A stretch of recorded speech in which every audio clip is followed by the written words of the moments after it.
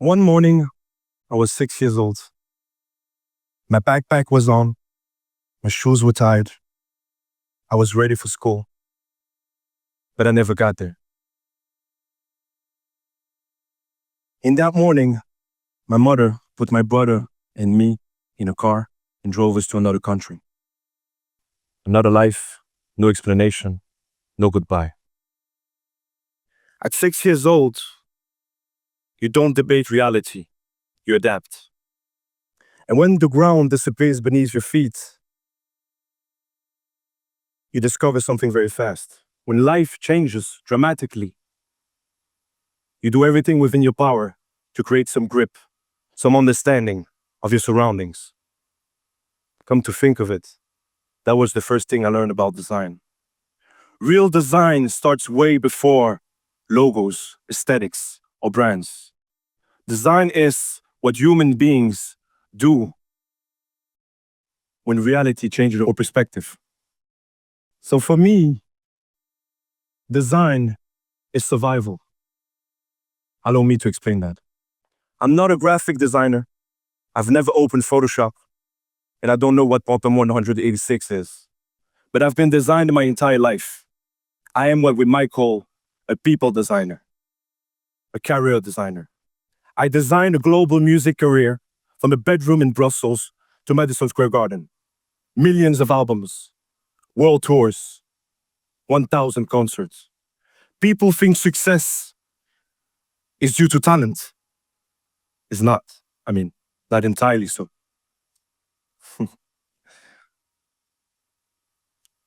Talent creates possibilities. Design decide where it lands. So if you, as a manager, the designer of careers, lead the talent that you was trusted with into the wrong direction, it will never become big. It will remain at sub-bar level. It's something that applied to my own life and my own thinking. At 18, I was good at sports, of course, sprint. And naturally also, I had an obsession with long jump. 6 meter, 80, record in my division. My coach told me, Dimitri, the national team is ready for you. But I walked away because I understood something most people learn too late. Is when being exceptional in a space that is too small for your ambition is a kind of disappearing. So I chose music. And my passion in athletics learned me something. The further you want to jump, the further you have to step back. Distance is created in reverse. What looks like retreat is often preparation. That idea shaped my entire life. That's how I met Paul. The world knows him at Stromae. People think I saw talent. I didn't. I saw tension, a question, something unresolved. I saw a brother, a friend, somebody who trusted me to go further and to bring him at the end of the world. The remarkable thing, and something I could relate to, is that he turned absence and deeply human emotions into music. And together we designed the moment where the world could no longer ignore. He wrote Papa Ute. We made sure millions of people had to deal with that question. That was the work, creating art and creating impact. This is where rage entered my life, not destructive rage, but the rage that demolishes.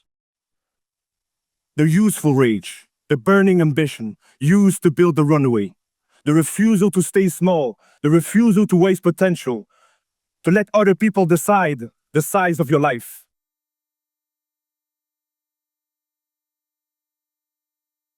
That rage made me relentless. Rage gave me energy. Design gave it a destination. Nothing is forever. One night, Madison Square Garden, I'm standing side stage 20,000 people screaming for something that we built from nothing.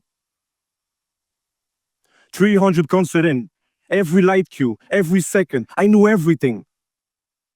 And suddenly I had a terrifying thought. If I can control every detail of a global show, for the first time I realized something dangerous. I'd become exceptional at building a life around someone else's talent. Precise, reliable, strategic. Achievement became camouflage. Excellence became hiding. As long as people needed me, I never had to ask who I was. Then came Brazzaville, June 12, 2015. One conversation, and 10 years changed direction. For the first time for years, I always had to control the endings. But that night, someone else did. And when you don't control the endings, what happens is that you finally meet yourself. And that's where we ended the collaboration. I would love to say to you that that was the breakthrough, but it wasn't.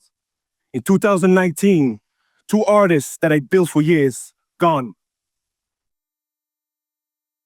Weeks later, my own team removed their words from my office walls.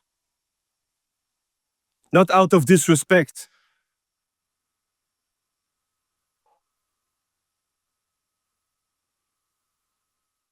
but out of honesty. And suddenly I saw the real design flaw.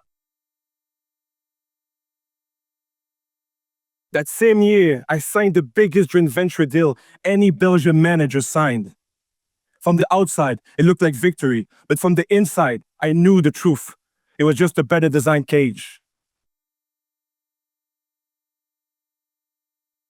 And I had to admit to myself that I couldn't reinvent another Stromae success. There was silence. And in that silence, the only question that mattered was, if I can design outcomes for everyone else, what happens if I do it for myself? The problem is courage. Because it's easy and safer to do it for somebody else than to do it for your own name. So what happened? The refusal to stay invisible in your own life.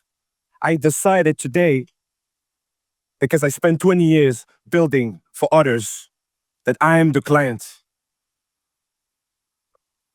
It's about ownership. It's about deciding what deserves your life, what deserves your time, and what deserves your energy. And so tonight, I stand again at the start of a runway. Same fear, same uncertainty, same distance. But now I finally understand something. The runway was never there to help me escape. It was there to teach me how to own the jump. And maybe that is what the design really is. Not making things beautiful, but controlling your destiny. Because if you don't design your life, someone else will. So step back, take the run up, use the rage, and make the jump yours. Thank you.